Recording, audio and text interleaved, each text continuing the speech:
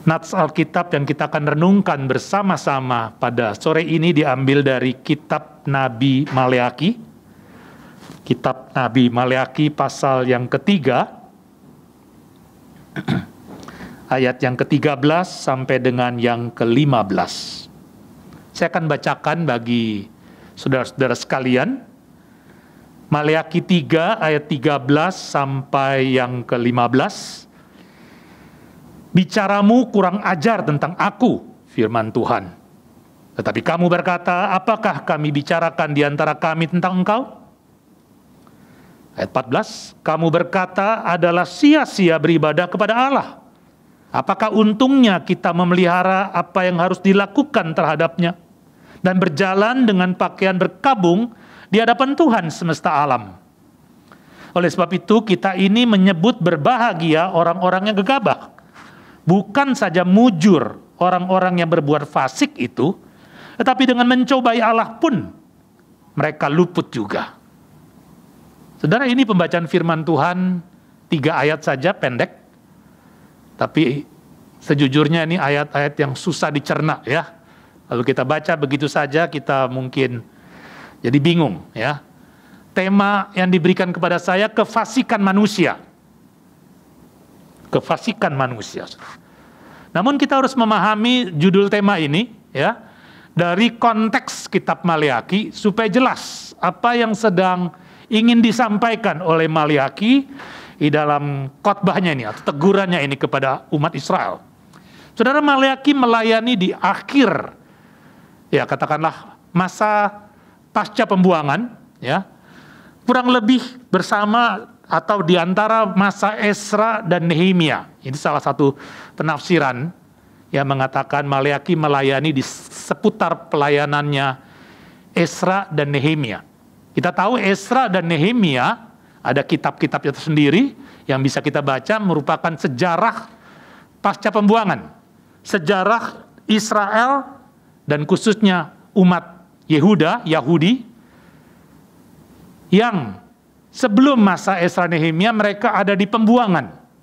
Di pembuangan karena dosa-dosa mereka tidak setia kepada Yahweh, kepada Tuhan, menyembah berhala, berbagai dosa lainnya, dosa sosial, dosa moral, sinkretisme, kemunafikan, yang berujung kepada penghukuman Tuhan yang keras, yaitu mereka kehilangan tanah perjanjian, mereka kehilangan identitas sebagai sebuah bangsa.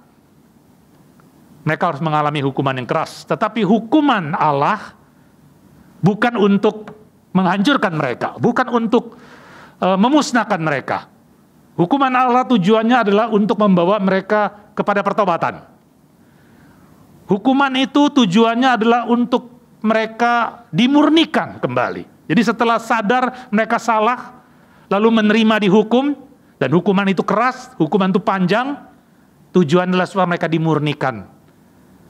Dalam bahasa sederhananya supaya mereka kapok berbuat dosa, dulu menyembah berhala, tidak setia sama Yahweh, berkhianat, tidak taat pada hukum Taurat dan seterusnya.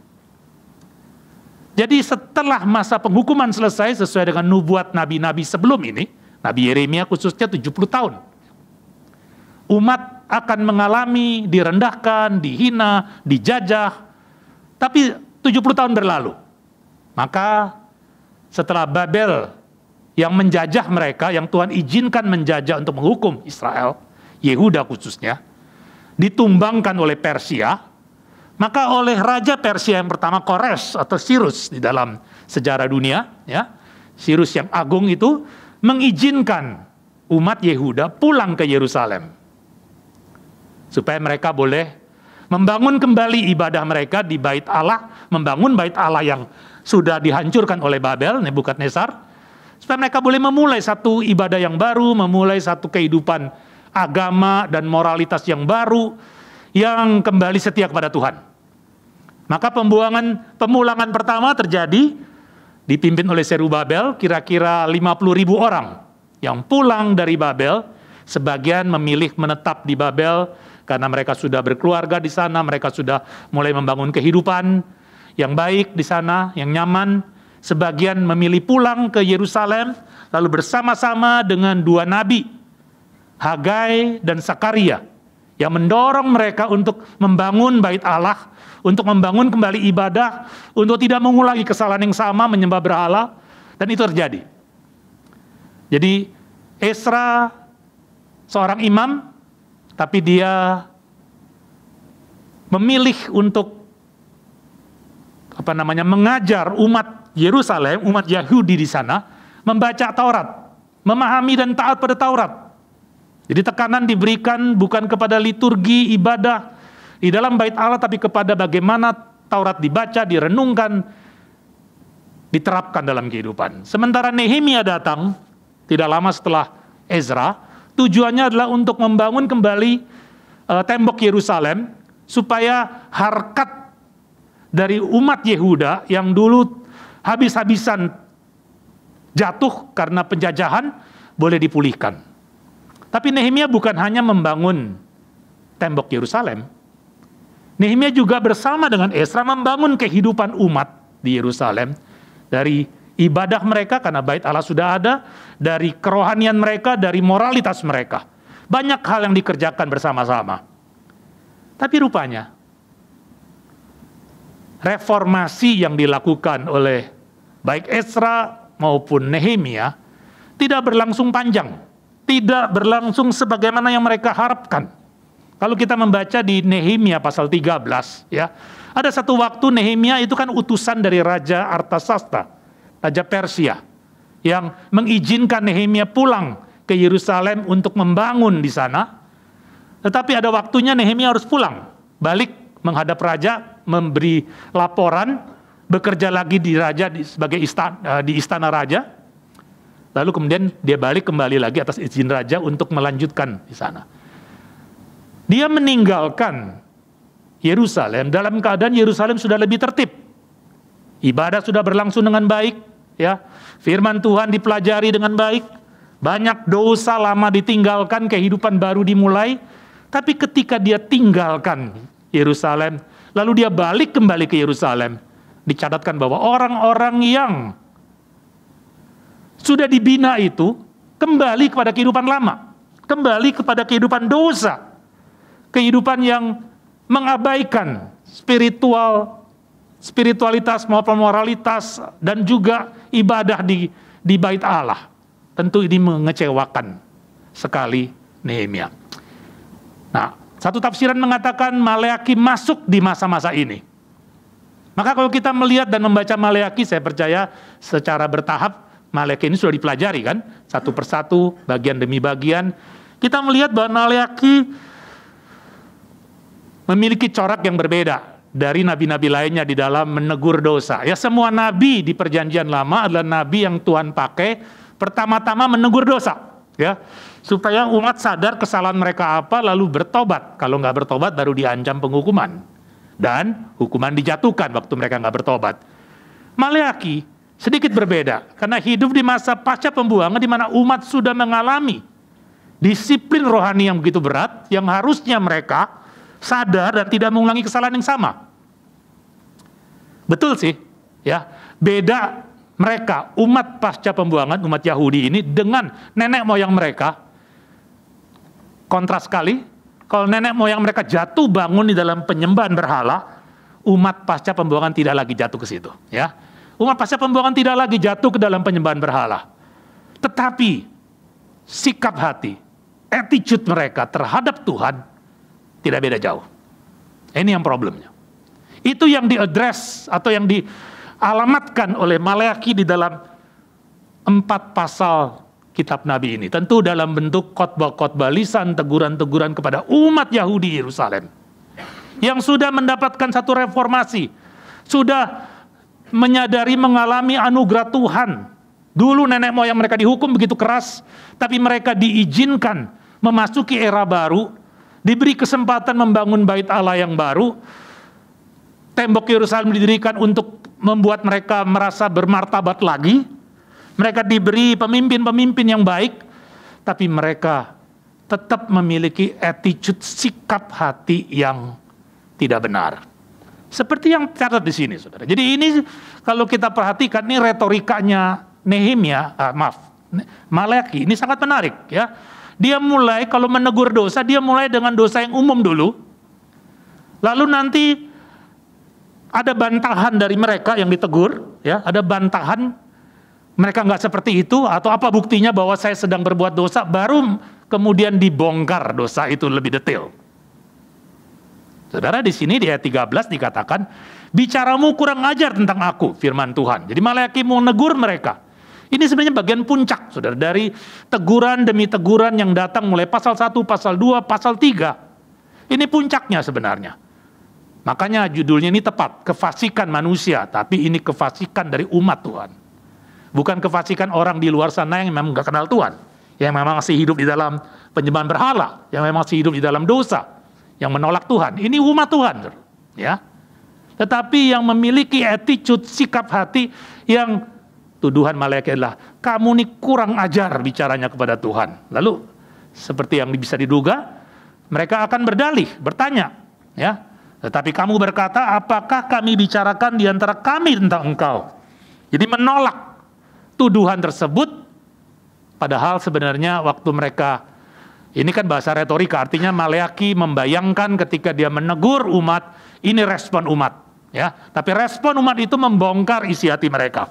Apakah yang kami bicarakan di antara kami tentang engkau? Bicara antara sesama kami, orang-orang yang ditegur tadi. Mereka mengatakan, apa yang kami bicarakan? Tapi itu membuka sebenarnya bahwa mereka sedang membicarakan Tuhan. Dan bicaranya apa? Nanti di ayat 14 dan 15, jelas sekali tuduhan Maleaki ini tajam dan keras, bahwa mereka, kita baca aja ya, kamu berkata, adakah adalah sia-sia beribadah kepada Allah? Apa untungnya kita memelihara apa yang harus dilakukan terhadapnya dan berjalan dengan pakaian berkabung di hadapan Tuhan semesta alam? Ayat 15. Oleh sebab itu kita ini menyebut berbahagia orang-orang yang gegabah, bukan saja mujur orang-orang yang berbuat fasik itu, tetapi dengan mencobai Allah pun mereka luput juga. Ini jawaban yang keluar, tetapi sebenarnya jawaban yang keluar satu sama lain mereka merespons Tuhan. Ini gosipin Tuhan namanya, ya. Mereka menggosipkan Tuhan satu sama lain, mengatakan nggak ada untungnya beribadah pada Tuhan, nggak ada untungnya memelihara apa yang harus dilakukan, tuntutan Taurat Tuhan tentunya. Tidak ada untungnya berjalan berkabung di hadapan Tuhan, artinya mengaku dosa, sadar dia berdosa, harus minta ampun sama Tuhan, gak ada untungnya.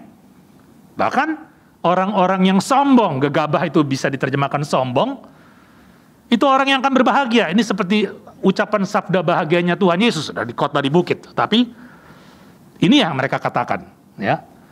Bukan saja mujur orang-orang berbuat fasik, tapi orang yang mencobai Tuhan pun tidak akan diapa-apain oleh Tuhan. Saudara, benar kan? Ini berarti kurang ajar, ya. Tidak langsung di hadapan Tuhan, tapi bergosip mengata-ngatai Tuhan. Saudara, kalau buka pasal 2 ayat 17, mari kita lihat. Perikop yang kurang lebih sama, atau ayat yang kurang lebih sama muncul di sini.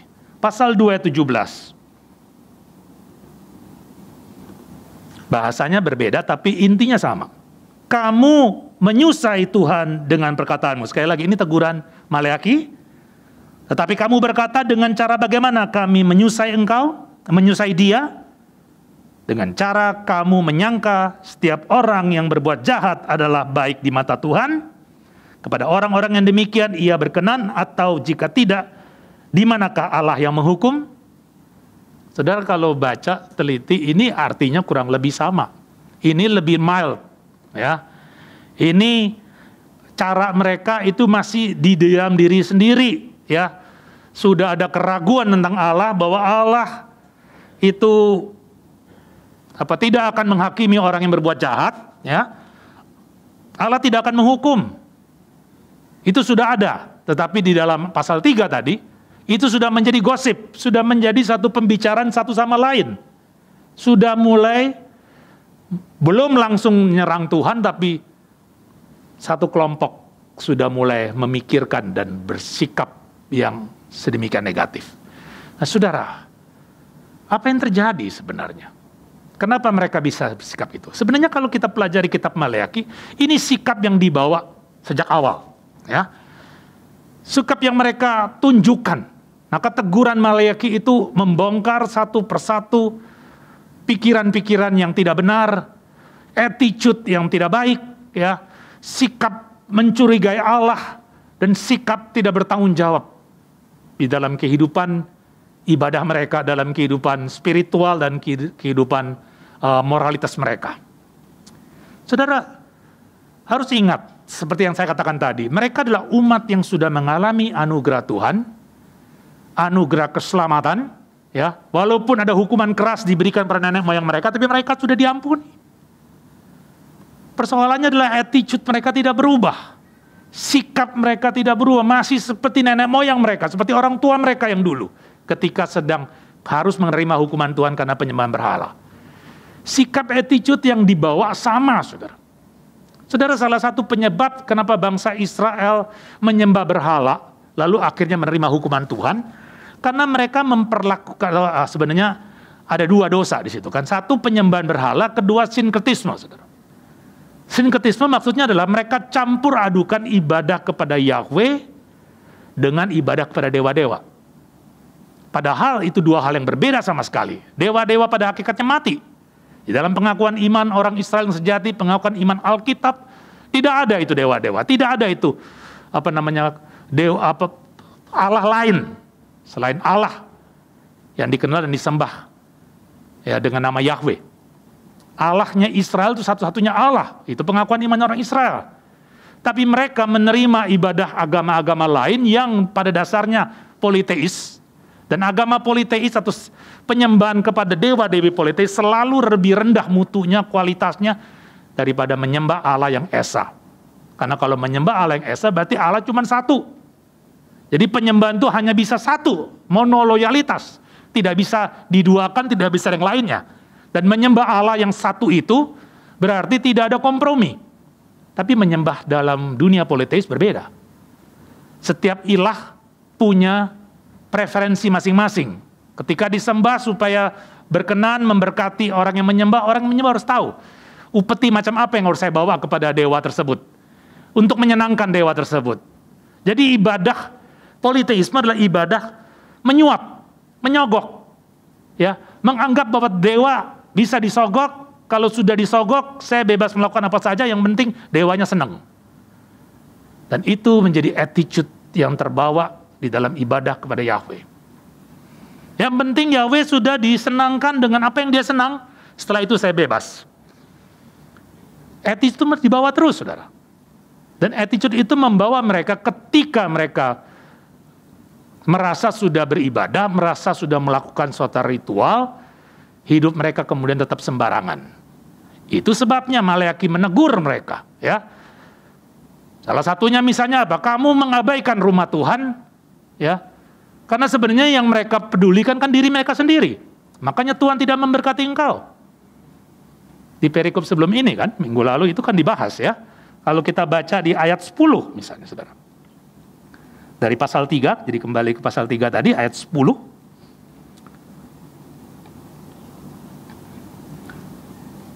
Di bagian tengah itu, ya. Bawalah seluruh persembahan perpuluhan itu ke dalam rumah perbendaharaan supaya ada persediaan makanan di rumahku dan ujilah aku.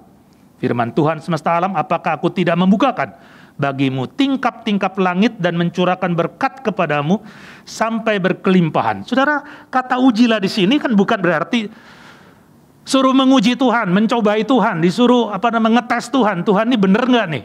Kalau saya berlaku begini nanti Tuhan akan berkati saya. Tentu bukan itu masalah, ya. Bukan itu maksudnya. Ujilah Tuhan maksudnya adalah kalau kamu sungguh-sungguh memang mempercayai Tuhan, kalau kamu sungguh-sungguh menjalani hidup ibadahmu dengan attitude yang benar, Tuhan menghormati, menghargaimu, Tuhan memberkatimu. Seperti doa kita tadi, ya.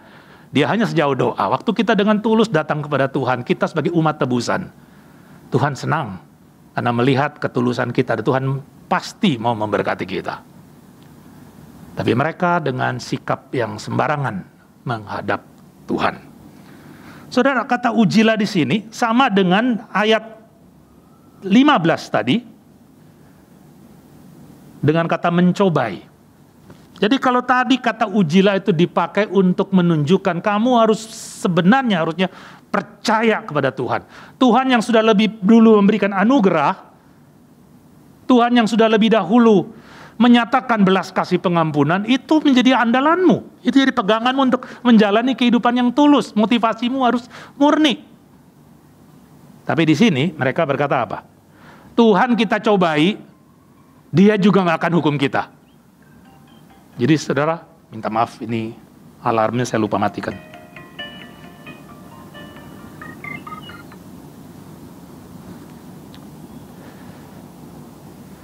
Mereka mencobai Tuhan dalam arti mereka benar-benar meragukan Tuhan. Tadi saya katakan saudara ya, mereka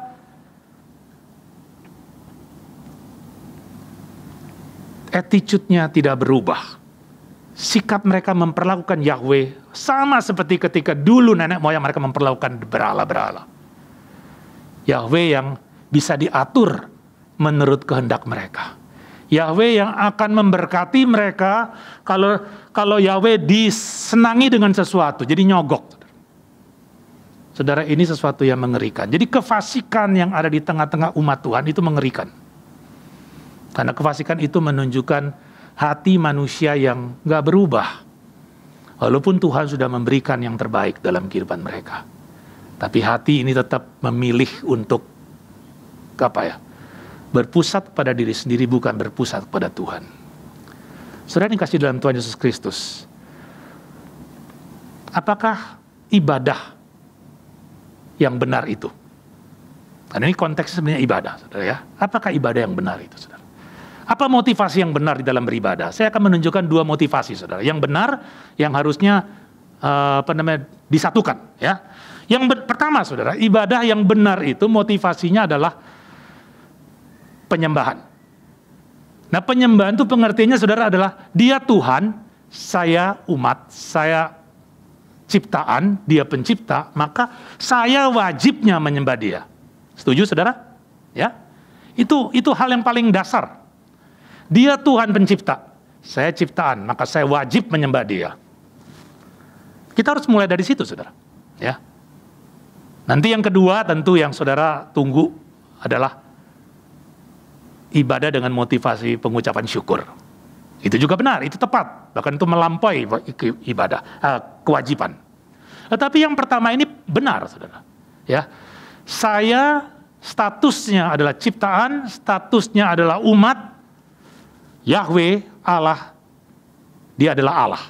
Maka saya wajib menyembah dia. Nah saudara, kalau kita sadar kita wajib menyembah Allah, lalu kita jalankan ibadah kita dengan sungguh-sungguh. Saya mau menyembah dia karena memang dia layak disembah. Bukan dengan pamrih. Tapi karena memang dia layak disembah, maka saya menyembah dia. Setelah saya menyembah dia, saudara, apakah saya kemudian boleh berkata, Tuhan, saya sudah menyembah Engkau, jalankan kewajiban saya, maka Engkau harus memberkati saya. Apakah itu? Apakah kita punya hak untuk ngomong seperti itu, saudara? Kalau ibadah adalah satu kewajiban, jawabannya tentu tidak. Ya, menyembah Allah sebagai satu kewajiban berarti setelah kita menyembah Allah, kita nggak boleh mengatakan saya punya jasa karena saya sudah menyembah Allah. Sama seperti saudara dan saya bayar pajak. Kewajiban warga negara yang baik bayar pajak. Setelah bayar pajak, kita nggak bisa mengatakan saya warga negara yang baik. Nggak bisa, saudara. Nggak bisa sombong. Kenapa? Karena itu kewajiban. Kalau saya sudah jalankan kewajiban, maka saya sudah menjalankan kewajiban saya. Itu saja. Nggak ada tuntutan, nggak ada mengatakan kalau begitu kamu harus, Allah harus memberkati, Allah harus melakukan segala sesuatu. Itu berarti kita pamrih. Itu berarti kita tidak merasa itu kewajiban. Ya, kita seperti sedang transaksi dengan Allah. Aku melakukan ini, maka kamu melakukan itu. Iman Kristen kita bukan iman transaksional, saudara. Iman kita didasarkan karena anugerah. Kita yang tidak layak, tetapi Allah melayakkan kita. Maka yang kedua, saudara, alasan kedua atau motivasi yang benar di dalam ibadah adalah satu pengucapan syukur. Pengucapan syukur karena Allah yang punya hak untuk menuntut penyembahan pada kita. Tapi dia memberi dirinya lebih dahulu untuk menebus dosa kita, mengampuni dosa kita, membawa kita ke dalam status anak, status merdeka dari dosa, bukan lagi hamba dosa. Untuk kemudian kita respons anugerah tersebut dengan rasa syukur, gratitude, mau menyembah Dia, mau sungguh-sungguh sungguh-sungguh membalas cinta kasih Tuhan. Saudara, waktu kita melakukan dengan syukur, apakah kita kemudian punya hak untuk mengatakan, Tuhan, saya sudah melakukan syukur saya loh. Berarti Tuhan harus balas dengan berkati saya. Tentu tidak. Karena waktu kita menuntut balas, berarti kita tidak gratitude. Berarti kita bukan syukur. Berarti kita terjebak lagi kepada, saya sudah jalankan bagian saya, transaksi saya, maka engkau wajib. Saudara, baik memahami ibadah sebagai kewajiban, ataupun ibadah sebagai syukur, tidak ada tempat di dalam ibadah itu, dalam motivasi itu, sesuatu yang pamrih. Persoalannya adalah, ayat-ayat ini berbicara tentang pamrih. Umat yang kemudian merasa, saya sudah lakukan ini, sudah lakukan itu, tapi Tuhan tidak merespon seperti yang mereka inginkan. Nah, mulailah gosip seperti ini. Mulailah sikap yang lebih sembarangan lagi. Bukankah Maleakhi sudah menegur di perikop-perikop sebelum ini, saudara ya? Iman juga ditegur. Kenapa? Bawa persembahan kurban yang cacat dibawa, bukan sesuai dengan hukum Taurat yang sempurna. Itu menunjukkan sikap hati yang tidak yang tidak sungguh-sungguh respect pada Tuhan. Yang penting saya jalankan ibadah. Yang penting saya bawa persembahan. Ya, orang bawa persembahan apapun, yang penting jalan semua ritual, tapi tidak ada motivasi sama sekali untuk menyenangkan Tuhan. Itu kefasikan yang ada di tengah-tengah umat Tuhan, saudara. Dan itu mengerikan sekali. Kita harus minta anugerah Tuhan, pengampunan Tuhan. Kita harus minta Tuhan bongkar hati kita. Apakah kita memiliki sikap, attitude seperti itu? Attitude. Melayani Tuhan, beribadah kepada Tuhan, hidup sebagai orang Kristen dengan pamrih. Ada tujuan, motivasi untuk diri sendiri. Bukan demi Tuhan. Bukan seperti Yesus pernah kasih perumpamaan hamba yang baik. Ya. Hamba yang baik adalah hamba yang menanti tuannya datang. Lalu ketika tuannya datang, dia akan melayani dengan sepenuh hati. Lalu ketika, dia tidak akan bilang, Tuhan, saya sudah melayani Engkau dengan sepenuh hati, sekarang kasih dong pujian, kasih dong penghargaan. Tidak. Hamba itu akan berkata, ini memang harus saya lakukan. Ini memang kewajiban saya. Saya tidak menuntut apa-apa karena ini memang hak Tuhan dan kewajiban saya. Tapi berangkat lebih dari situ, saudara ya. Kita mengucap syukur karena yang kita seperti budak yang tidak layak, tapi Tuhan layakkan lewat karya pengorbanan kayu salibnya. Maka harusnya dalam hati kita lebih limpah lagi ucapan syukur, lebih limpah lagi rasa hormat, rasa kasih kita kepada Tuhan. Saudara-saudara yang dikasih dalam Tuhan Yesus Kristus, bagaimana supaya kefasikan seperti ini tidak ada di tengah-tengah kita? Setiap kita lewat firman Tuhan hari ini membuka diri untuk ditegur. Kalau ada motivasi-motivasi yang tidak jelas dalam diri kita, mari kita, Tuhan, saya mau bereskan di hadapan Tuhan. Saya mau hidup saya terbuka di hadapan Tuhan. Saya mau melihat Tuhan sebagai satu-satunya yang harus saya sembah, tidak ada yang lain. Mulai dari itu, saudara. Dan kemudian tambahkan lagi dengan kesadaran, saya yang tidak layak, yang berdosa, tapi Tuhan inisiatif menebus saya dari perhukuman dosa. Memberi saya status anak. Dan status anak ini tidak saya permainkan. Tidak saya gunakan untuk kemudian saya anak raja, maka saya harus memperoleh segala berkat-berkat raja. Saudara, Tuhan yang memberikan itu dengan kemurahan hatinya. Tapi bukan tuntutan dari kita. Kalau kita masih punya sikap hati seperti itu, kita harus segera bertobat. Ya, kita harus segera bertobat. Mari kita renungkan firman Tuhan itu. Ya, mari kita refleksikan dalam kehidupan kita.